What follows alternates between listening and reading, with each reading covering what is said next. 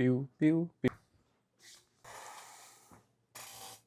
اوكي، فيديو جديد، تاني حلقه اوف كورس ازاي تبقى تاني احسن فريلانسر في العالم. كتير من الناس لما بيجوا يبعتوا لي الخدمه بتاعتهم علشان اقيمها بيقولوا لي يا ميدو شوف انا ليه مش ببيع، انا ليه الخدمه بتاعتي مش بتتشاف، ليه مش بتجيب امبريشنز كويسه، ليه مش بتجيب كليكس كويسه. واجي ابص على الخدمه بتاعتهم الاقي مثلا لو هو جرافيك ديزاين الاقي حاطط في الصور المصغره، الاقي حاطط تصميم على بعضه زي ما هو كصوره، وفي الصوره الثانيه حاطط برضه تصميم. غالبا معظم المواقع بتديك انك تحط 3 صور مصغره.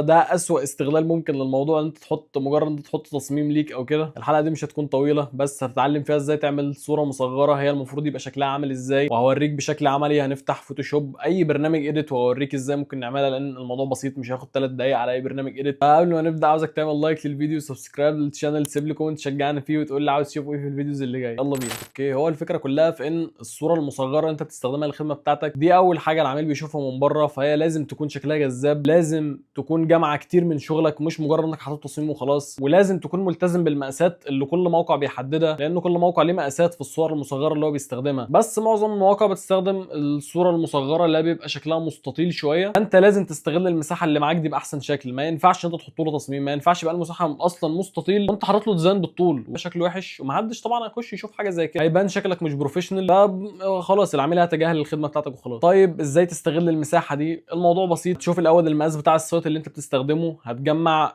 شويه من شغلك لو انت جرافيك ديزاينر زي 6 أو 8 تصاميم من بتوعك، وترصهم رصه عاديه جدا فوق بعض او جنب بعض، بحيث ان انت تبقى استغليت المساحه اللي معاك باحسن شكل ممكن، عرضت فيها اكتر كميه ممكنه من التصاميم، وبرده من غير ما تعرض كميه مبالغ فيها قوي فتضطر انك تصغرهم قوي، فيبقى العميل اصلا من بره ما هوش شايف انت حاطط ايه. انا بفضل دايما يا 6 يا اما 8 ترصوا 4 فوق و4 في الصف اللي تحت، او اي رصه انت عايزها، بس تكون مستغل المساحه اللي معاك باحسن شكل ممكن. مش لازم حاجه مبهره، مش لازم تقلد حد، الموضوع ابسط من كده بكتير. ودي مثلا امثله للصور المصغره اللي انا بستخدمها، واوريك دلوقتي بالتجربه العمليه ازاي تعمل زيهم. اوكي، هيظهر دلوقتي فيديو وانا بستخدم الفوتوشوب، هوريك ازاي نعمل الصور المصغره دي، فهتفرج من الفون عشان يعني اعرف ارياكت عادي. فتحت الفوتوشوب عادي جدا، وابتديت ان انا كنت رصصهم قبل كده، بس يعني دي مش رصه صعبه اطلاقا. انا مجرد ان انا بعمل التصاميم انها تبقى بنفس المقاس، وببتدي ان انا ارصهم واحد فوق واحد تحته، واحد فوق واحد تحته، لحد ما استغل الشكل اللي معايا احسن استغلال ممكن. وممكن تستغله احسن من كده كمان. ممكن كمان نعمل حركه روشه، ان احنا ممكن نجمعهم كلهم سوا، ندوس كنترول جي ونشد الصوره اللي احنا عملناها دي لتحت، نكبرها شويه ونديها سنه انحناء، وبعدين نعمل الاوبيس بتاعتها على 10، يكون عندنا الباك جراوند لونها اسود.